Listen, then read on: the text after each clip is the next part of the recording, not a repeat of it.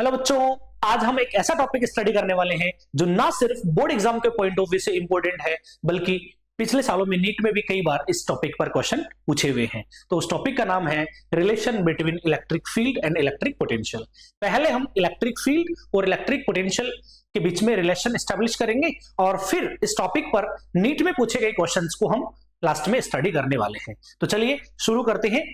देखो, electric field और electric potential के बीच का जो रिलेशन है वो हम इक्विपोटेंशियल सरफेस को यूज करके हम डिराइव करने वाले हैं। तो देखिए, पहले हम समझते हैं बच्चों, हमें पता है कि यूनिफॉर्म इलेक्ट्रिक फील्ड जो होता है, ये हमारे पास एक यूनिफॉर्म इलेक्ट्रिक फील्ड है। उस यूनिफॉर्म इलेक्ट्रिक फील्ड में जो इक्विपोटेंशियल सरफेस होता है वो उस फील्ड के, ये इलेक्ट्रिक फील्ड की डायरेक्शन है। इक्विपोटेंशियल सरफेस जो होता है यूनिफॉर्म इलेक्ट्रिक फील्ड के परपेंडिकुलर ऐसे पैरेलल प्लेन्स के फॉर्म में होता है, जिसको हमने लास्ट वीडियो में हमने पढ़ा भी था। ऐसे होता है कुछ इस टाइप से। ये एक इक्विपोटेंशियल सरफेस हो गया, ऐसे ही एक इक्विपोटेंशियल सरफेस ये हो गया। अब ये दोनों सरफेस कैसे हैं? एक दूसरे के पैरेलल है। मान लो ये जो स्टाइलस है ये इलेक्ट्रिक फील्ड को बता रहा है और ये मेरे जो दोनों हाथ है वो दोनों इक्विपोटेंशियल सरफेस को बता रहे हैं। ऐसे है बच्चों, ठीक है। अब यहां पर इस सरफेस पर कहीं पर भी पॉइंट लेंगे, सारे पॉइंट्स पर पोटेंशियल सेम आएगा। इस सरफेस पर कहीं पर भी पॉइंट लेंगे, सारे पॉइंट्स पर पोटेंशियल सेम आएगा, इसीलिए हम इनको बोलते हैं इक्विपोटेंशियल सरफेस। लेकिन इस सरफेस और इस सरफेस का पोटेंशियल सेम नहीं होगा। मान लेते हैं इसका पोटेंशियल V1 है, इसका पोटेंशियल V2 है, तो बच्चों V1 जो है वो ग्रेटर देन होगा V2 से। क्यों होगा? क्योंकि हम फील्ड की डायरेक्शन में चल रहे हैं, इलेक्ट्रिक फील्ड की डायरेक्शन में चलते हैं तो इलेक्ट्रिक पोटेंशियल डिक्रीज होता है, ठीक है। तो यहां पर ये चीज आपको ध्यान रखनी है। अब बच्चों, ये जो दोनों सरफेस हमारे ये अभी ऐसे हैं, ठीक है, ऐसे हैं। अगर मैं इसको ऐसे ही रख दूं, ऐसे कर दूं तो कोई फर्क नहीं पड़ेगा, ठीक है। तो हम ऐसे करके इस रिलेशन को हम डिराइव करने वाले हैं। तो देखिए, ये हमारे पास दोनों ए और बी दोनों क्या है? इक्विपोटेंशियल सरफेस है। और ये एरो किसको बता रहा है? इलेक्ट्रिक फील्ड की डायरेक्शन को बता रहा है बच्चों। ये इलेक्ट्रिक फील्ड की डायरेक्शन है। अब मैंने आपको कहा कि इलेक्ट्रिक फील्ड के डायरेक्शन में चलने पर पोटेंशियल क्या होता है? डिक्रीज होता है। तो मान लेते हैं ये जो सरफेस है ए और बी इक्विपोटेंशियल सरफेस, इन दोनों के बीच की जो डिस्टेंस है या डिस्प्लेसमेंट है वो कितना है? स्मॉल डिस्प्लेसमेंट है dr। तो बच्चों मान लेते हैं जो हमारा इक्विपोटेंशियल सरफेस बी है उसका पोटेंशियल को मैं vb इक्वल टू v लिख देता हूं। अब फील्ड के डायरेक्शन में चल रहे हैं तो पोटेंशियल डिक्रीज होगा। कितना चल रहे हैं? स्मॉल डिस्प्लेसमेंट dr चल रहे हैं तो स्मॉल वोल्टेज डिक्रीज हो जाएगा। तो va को मैं लिख सकता हूं v माइनस dv। फील्ड के डायरेक्शन में स्मॉल डिस्प्लेसमेंट चलने पर पोटेंशियल dv डिक्रीज हो गया है। अब देखो, इसको मिटा देता हूं मैं पहले और फिर हम डेरिवेशन करते हैं।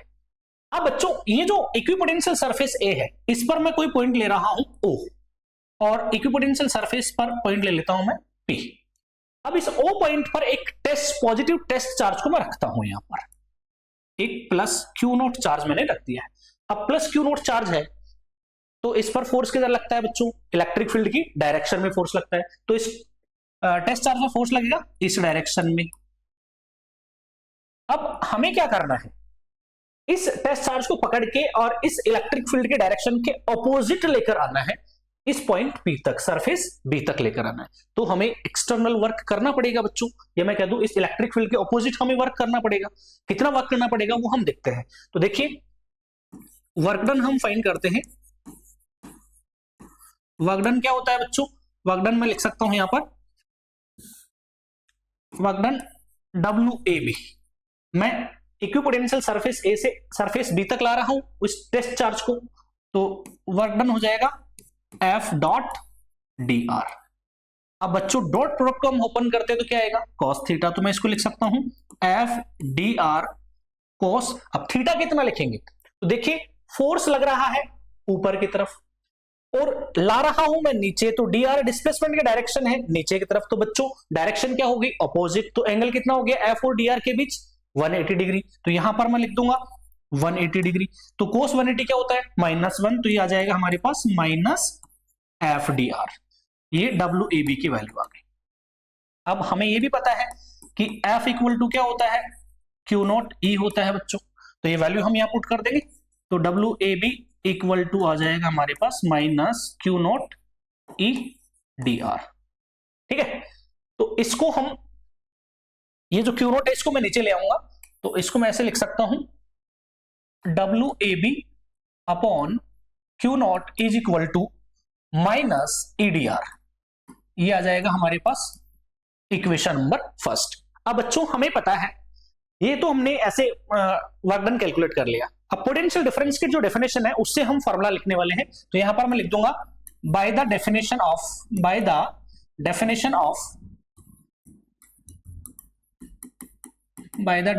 Of potential difference.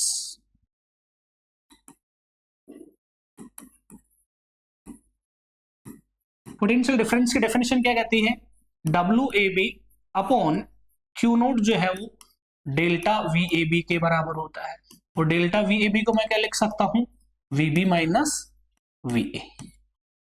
यहां सरफेस B का पोटेंशियल ज्यादा है, सरफेस A का कम है, तो VB माइनस VA हमने लिख दिया। इसको हम इक्वेशन नंबर सेकंड लिख देते हैं बच्चों। अब देखिए इक्वेशन फर्स्ट और इक्वेशन सेकंड का जो LHS पार्ट है वो क्या है, इक्वल है, तो RHS पार्ट भी इक्वल हो जाएगा। यहां हम लिख देंगे from equation first and second, तो यहां आ जाएगा minus EDR is equal to VB minus VA। अब बच्चों VB और VA की वैल्यूज मैंने आपको पहले ही बता रखी है, VB की वैल्यू है V और VA की वैल्यू है V माइनस DV। तो ये आ जाएगा हमारे पास minus EDR is equal to VB की वैल्यू V माइनस VA की वैल्यू V माइनस DV है। अब देखो ये तो कैंसिल हो जाएगा और माइनस माइनस प्लस हो जाएगा, तो माइनस EDR इक्वल टू आ गया हमारे पास DV। तो बच्चों E फाइंड करना है हमें, तो E इक्वल टू आ गया माइनस DV अपॉन DR। ये हमारा इलेक्ट्रिक पोटेंशियल और इलेक्ट्रिक फील्ड के बीच का रिलेशन आ गया है बच्चों। यहां नेगेटिव साइन किसको इंडिकेट करता है, तो यहां पर देखो इसको मैं ऐसा लिख सकता हूं, ये E equal to minus DV upon DR है। तो ये जो नेगेटिव साइन है ये किसको इंडिकेट कर रहा है, ये नेगेटिव साइन ये कहता है कि इलेक्ट्रिक फील्ड की डायरेक्शन में चलने पर पोटेंशियल डिक्रीज होता है। ठीक है, ये इस बात को इंडिकेट कर रहा है। तो यहां कह सकते हैं negative sign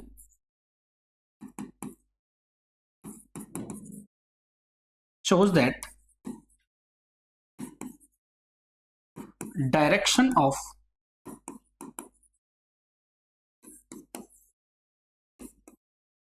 electric field is the direction of decreasing potential। यहां पर नेगेटिव साइन इस बात को इंडिकेट कर रहा है कि फील्ड की डायरेक्शन में हम चलेंगे तो पोटेंशियल डिक्रीज होगा। अब बच्चों हमें ये तो पता चलेगा कि फील्ड के डायरेक्शन में चलने पर पोटेंशियल डिक्रीज होगा, तो मैं पर यूनिट डिस्प्लेसमेंट अगर फील्ड के डायरेक्शन में चलता हूं, पर यूनिट डिस्प्लेसमेंट अगर फील्ड के डायरेक्शन में चलता हूं तो कितना पोटेंशियल डिक्रीज होता है, उसी को हम बोलते हैं पोटेंशियल ग्रेडियंट। तो इस रिलेशन को अभी इस रिलेशन का दूसरा फॉर्म और देखेंगे, अभी कंप्लीट नहीं हुआ है। तो देखो पहले हम पोटेंशियल ग्रेडियंट को देखते हैं। सबसे पहले तो यहां पर हम लिखेंगे potential gradient.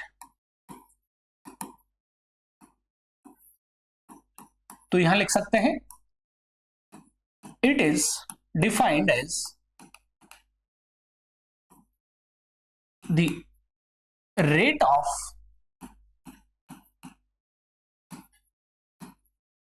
change in potential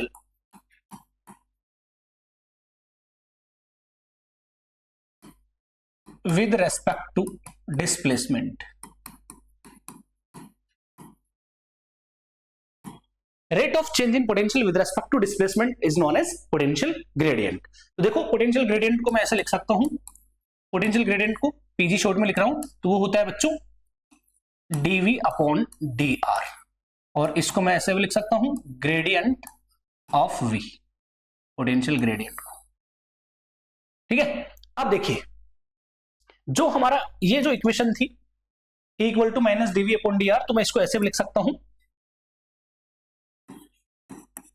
E vector is equal to minus of gradient V, और ग्रेडियंट के ऊपर वेक्टर लगा सकते हैं हम, equal to minus DV upon DR।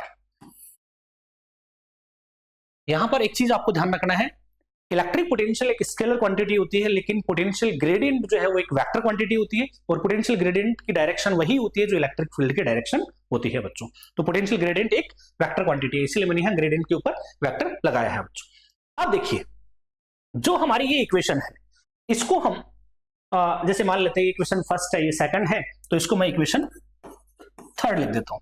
अब ये जो इक्वेशन है थर्ड, इसको मैं कंपोनेंट्स के फॉर्म में भी लिख सकता हूं। देखिए कैसे, यहां पर इक्वेशन 3 को मैं ऐसे लिख सकता हूं,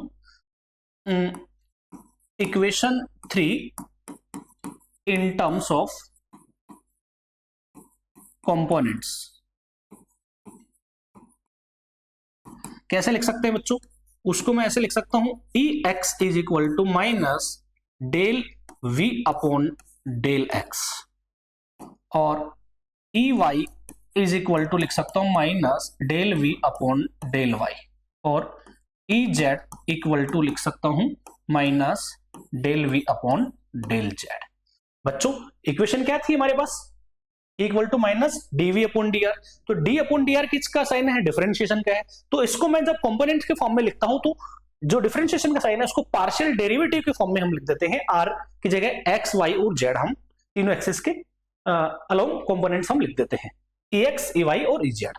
अब देखो ई अगर हम लिखे तो कैसे लिखेंगे, तो यहां पर ध्यान देना है, ई को मैं कैसे लिख सकता हूं, E vector is equal to E X I cap plus E Y J cap plus E Z के cap. E X E Y और E Z, E X E Y E Z की वैल्यूज हम put करेंगे यहां पर, तो हमारे पास आ जाएगा E vector is equal to minus del V upon del X I cap minus del V upon del Y J cap minus del V upon del Z के कैप। अब बच्चों यहां से माइनस कॉमन ले लूं मैं, तो इसको ऐसे लिख सकता हूं, ए इक्वल टू माइनस कॉमन ले लिया मैंने, और v भी मैं कॉमन ले लेता हूं, तो यह जाएगा del upon del X I cap plus del upon del Y J cap plus del upon del Z के कैप, और ये v कॉमन ले लिया।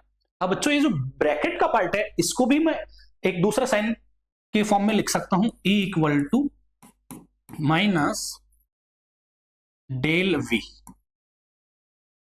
और ये जो ऑपरेटर है, ये डेल किसको लिखा है मैंने, इस ब्रैकेट के पार्ट को, वेयर डेल इक्वल टू आ जाएगा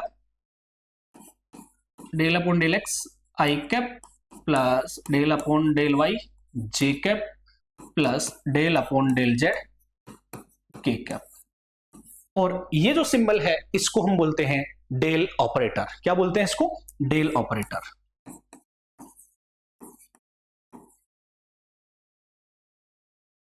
ठीक है, ये डेल ऑपरेटर क्या कहता है कि अगर हमें पोटेंशियल से फील्ड फाइंड करना हो तो हम क्या कर देंगे, उसका ऑपरेटर का मतलब था क्या ऑपरेशन परफॉर्म करना है, तो जो भी हमें वोल्टेज की जो इक्वेशन गिवन होगी उसका हम पार्शियल डेरिवेटिव कर देंगे एक्स वाई और जेड के रेस्पेक्ट में, तो इलेक्ट्रिक फील्ड हमें मिल जाएगा बच्चों।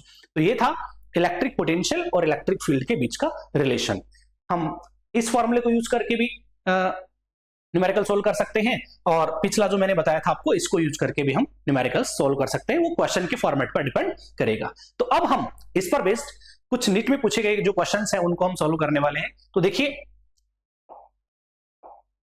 पहला क्वेश्चन है, in a certain region of space with volume 0.2 metre cube the electric potential is found to be 5 volt throughout the magnitude of electric field in this region. ये कह रहा है कि एक कोई वॉल्यूम है जिसका वैल्यू दे रखा हमें 0.2 मीटर क्यूब, उस पूरे वॉल्यूम के अंदर इलेक्ट्रिक पोटेंशियल जो है वो सब जगह 5 वोल्ट है, तो उस रीजन में इलेक्ट्रिक फील्ड का मैग्नीट्यूड कितना होगा।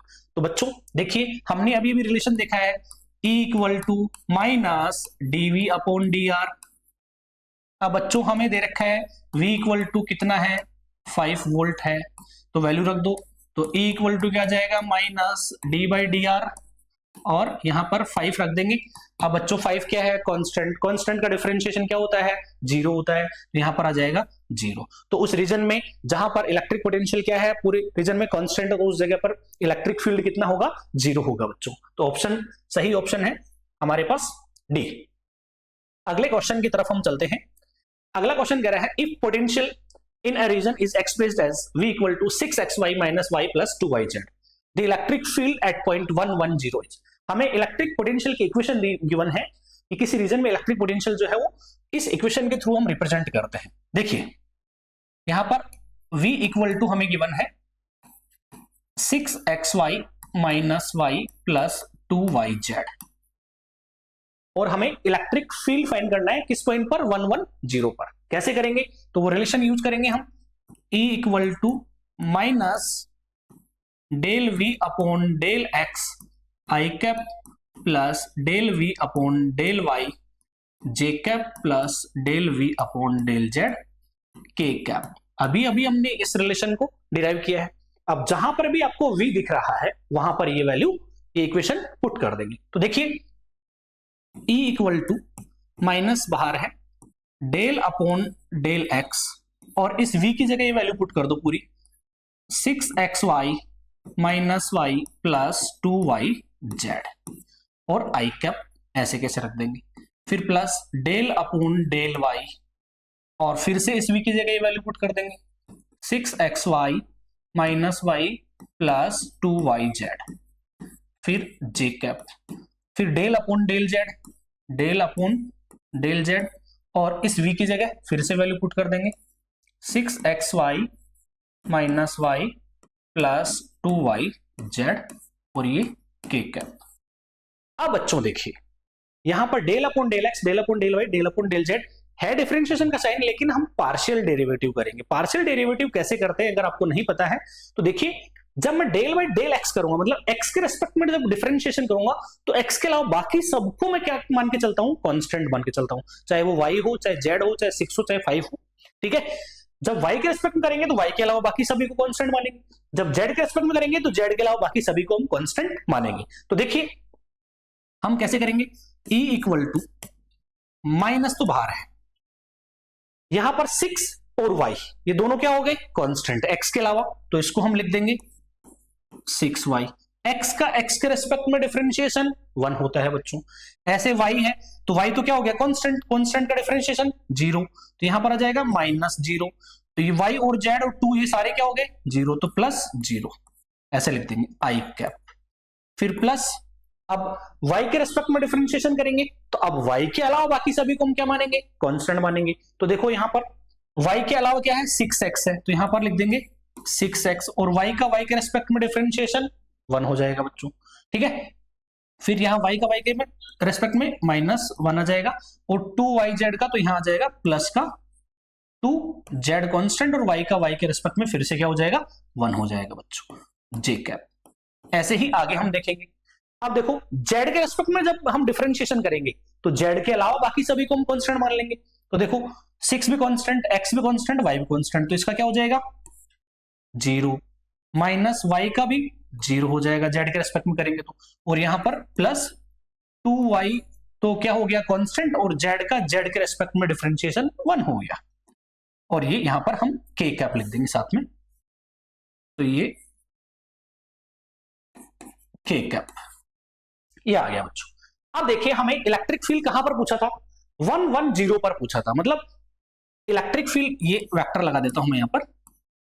तो देखिए इलेक्ट्रिक फील्ड पूछा हमारे को 1,1,0 पॉइंट पर, मतलब जहां x है वहां 1 रखेंगे, y की जगह 1 रखेंगे और z की जगह 0 रखने वाले हैं इस पूरी इक्वेशन में। तो देखो बच्चों ये माइनस तो बाहर है, इसकी जगह y की जगह 1 रखेंगे तो क्या जाएगा 6i कैप, फिर प्लस इसकी जगह यहां पर क्या रख देंगे हम, देखिए x की जगह भी 1 रखेंगे और y इसमें है नहीं और z की जगह 1 रखेंगे तो -1 प्लस यहां z की जगह 0 रखेंगे तो ये पूरा 0 हो जाएगा j कैप। फिर यहां पर y की जगह फिर से 1 रखेंगे तो 2 × 1 2 हो जाएगा, तो ये आ जाएगा 2 k कैप। ठीक है, अब देखो इसको सॉल्व करते हैं तो क्या आ जाएगा हमारे पास -6i cap plus 5j cap plus 2k cap. ये हमारे पास इलेक्ट्रिक फील्ड आ गया है बच्चों 1,1,0 पॉइंट पर। अब देखते हैं कौन सा ऑप्शन है -6, 5 और 2, ये आ जाएगा हमारे पास ऑप्शन नंबर बी। ठीक है, ऐसे ही हम एक और क्वेश्चन करते हैं। देखो उसमें दे रखा है in a region the potential is represented by V equal to 6x minus 8xy minus 8y plus 6yz, where V is in volt and xyz are in meter. The electric force experienced by a charge of 2 coulomb situated at point 11 means. यहां पर होगा वैसे जो अभी हमने question किया है, but इसमें एक स्टेप हमें एक्स्ट्रा करनी पड़ेगी. इसमें इलेक्ट्रिक फील्ड नहीं पूछा है, हमें पूछा है कि इस 11 पॉइंट पर एक चार्ज रखा है जिसकी वैल्यू है 2 कूलम, तो उस पर फोर्स कितना लगेगा. वैसा ही होगा. तो और करते हैं और प्रैक्टिस हो जाएगी. देखिए यहां पर हमें V की वैल्यू गिवन है, वो हम लिख लेते हैं V equal to 6x minus 8xy minus 8y plus 6yz. अब फॉर्मूला क्या है हमारे पास, E इक्वल टू माइनस बाहर ले लेते हैं del V upon del x आई cap plus del V upon del y जे cap plus del V upon del z के कैप. अब बच्चों जहां पर भी V है वहां पर ये वैल्यू पुट कर देंगे. तो देखिए करते हैं अभी. E इक्वल टू माइनस बाहर ले लिया हमने del upon del x, V की जगह वैल्यू पुट करो. ये वाली पूरी इक्वेशन क्या जाएगी 6x minus 8xy minus 8y plus 6yz और फिर ये आई कैप, फिर plus del upon del y और V की जगह फिर से वैल्यू पुट कर दो 6x minus 8xy minus 8y plus 6yz और ये j कैप, फिर डेल अपॉन डेल z और फिर से वैल्यू पुट कर दो 6x minus 8xy minus 8y plus 6yz के कैप. यहां पर आ जाएगा हमारे पास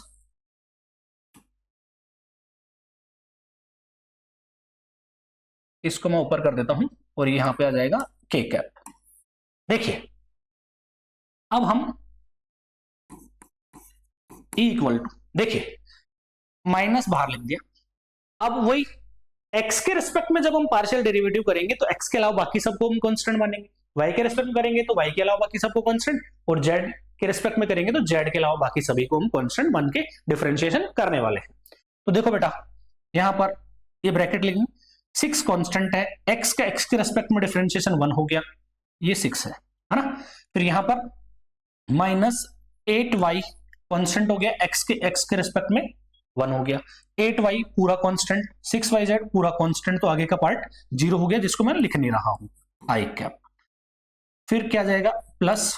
अब देखिए y के रिस्पेक्ट में जब हम पार्शियल डेरिवेटिव करेंगे तो y के अलावा बाकी सबको हम कांस्टेंट मानेंगे, तो 6 और x ये पूरा कांस्टेंट, तो यहां पर क्या हो जाएगा इसका 0 हो गया 0 माइनस यहां पर 8x क्या हो गया कांस्टेंट आ गया बच्चों, y का y के रिस्पेक्ट में 1 हो गया माइनस 8 y का y के रेस्पेक्ट में 1 हो गया. यहां क्या जाएगा प्लस का 6z आ जाएगा y के रेस्पेक्ट में, फिर से क्या हो जाएगा 1 हो जाएगा. ऐसे ही आगे हम करेंगे z के रेस्पेक्ट में. तो देखिए z के रेस्पेक्ट में करेंगे तो z के अलावा बाकी सब कांस्टेंट, तो 6 भी कांस्टेंट x भी कांस्टेंट, तो इसका भी 0 हो गया. यहां पर इसका भी 0, इसका भी 0, इसका भी 0, यहां बचेगा सिर्फ प्लस का 6y और z का z के रेस्पेक्ट में 1 हो गया और फिर के कैप. अब बच्चों हमारे से पूछा है 1 पॉइंट पर इलेक्ट्रिक फील्ड. तो देखो जहां भी x y और z है वहां पर क्या रख देंगे हम 1 रख देंगे. तो यहां E1,1,1 पॉइंट पर पूछा है तो माइनस तो बाहर रख दिया, तो यहां पर आ जाएगा 6 माइनस 8 y की जगह 1 रखेंगे आई कैप, और यहां पर आ जाएगा माइनस 8 प्लस z की जगह 1 रखेंगे तो प्लस का 6 बचेगा जे कैप, ये 0 0 को मैं लिख नहीं रहा, और यहां आ जाएगा 6 के कैप. इस y की जगह 1 रख देंगे तो ये आ गया हमारे पास.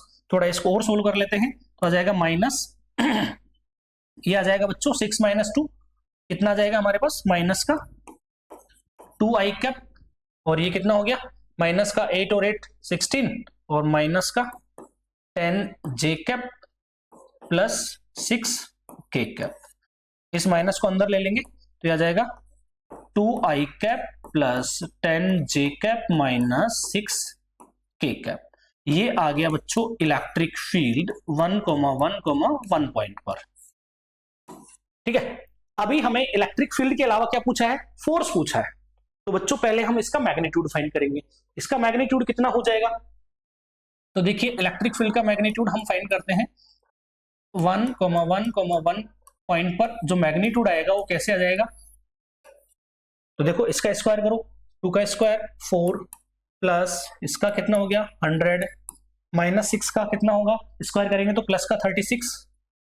तो बच्चों ये कितना आ गया रूट 140, और रूट 140 को मैं लिख सकता हूं कितना 4 इंटू 35, तो आ जाएगा 2 रूट 35 न्यूटन पर कूलम।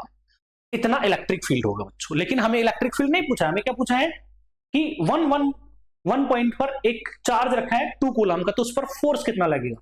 तो बच्चों फोर्स की वैल्यू होती है फोर्स, ये वेक्टर नहीं आएगा यहाँ पर, फोर्स इक्वल टू क्या होता है Q इंटू ई। क्यू दे रखा हमें कितना 2 कूलम, ई की वैल्यू हमने निकाल लिया बच्चों 2 रूट 35, तो कितना हो जाएगा 2 इंटू 2 4 रूट 35 न्यूटन। ठीक है, तो कौन सा ऑप्शन आ जाएगा हमारे पास 4 रूट 35 न्यूटन, ऑप्शन डी। एक और क्वेश्चन करते हैं, देखिए the electric potential V at any point XYZ all in meter in space is given by V equal to 4x square volt. The electric field at point 1,0,2। तो देखो वही question है लेकिन ये छोटा सा क्वेश्चन है, ये AIPMT 2011 में पूछा हुआ है। V की वैल्यू गिवन है हमें कितनी 4x स्क्वायर वोल्ट में है बच्चों, और इलेक्ट्रिक फील्ड पूछा है 1,0,2 पर। तो सिंपल है बच्चों, E इक्वल टू वही minus del V upon del x आई cap plus del V upon del y जे cap plus del V upon del z के कैप। V की जगह वैल्यू रख देंगे ये वाली minus del upon del x, V की जगह 4x स्क्वायर आई कैप, फिर डेल अपॉन डेल y, और V की जगह फिर से वैल्यू पुट कर देंगे 4x square J cap del upon del z 4x square K cap. अब पार्शियल डेरिवेटिव करना अब तक तो आपको आ गया होगा। देखिए x के रेस्पेक्ट में करेंगे तो x के अलावा बाकी सबको हम कांस्टेंट मानेंगे, तो ये माइनस तो 4 कांस्टेंट हो गया, x स्क्वायर का हम करेंगे तो क्या आ जाएगा 2x। ठीक है, और ये आई कैप प्लस y के रेस्पेक्ट में करेंगे तो y के अलावा बाकी सबको कांस्टेंट, तो 4 भी कांस्टेंट x भी कांस्टेंट, तो इसका क्या हो जाएगा 0 जे कैप, और इसका भी क्या हो जाएगा 0 के कैप। तो ये कितना आ जाएगा माइनस 8x आई कैप। ये हमारा ये 0 वाले को मैं लिख नहीं रहा हूं इलेक्ट्रिक फील्ड। तो देखो यहां पर कौन से पॉइंट को पूछा हमारे से, इलेक्ट्रिक फील्ड एट पॉइंट 1,0,2। तो देखिए इलेक्ट्रिक फील्ड पूछा हमारे से 1,0,2 पॉइंट पर। x की जगह 1 रखना है, y की जगह 0 और z की जगह 2 रखना है। y और z के तो टर्म्स ही नहीं है, तो x की जगह 1 रख देंगे हमारे पास, तो क्या आ जाएगा माइनस का 8 आई कैप। अब बच्चों ऑप्शन को देखते हैं, 8 अलोंग नेगेटिव एक्स एक्सिस। देखो आई कैप किसको बता रहा है, अलोंग एक्स एक्सिस के अलोंग यूनिट वेक्टर है, माइनस आर इसका मतलब नेगेटिव एक्स एक्सिस में आएगा, और मैग्नीट्यूड कितना होगा 8 होगा, तो 8 अलोंग नेगेटिव एक्स एक्सिस, ये ऑप्शन नंबर ए आ जाएगा बच्चों। एक और देखते हैं, the electric potential at point X Y Z is given by V equal to minus x square Y minus x Z की पावर 3 प्लस 4।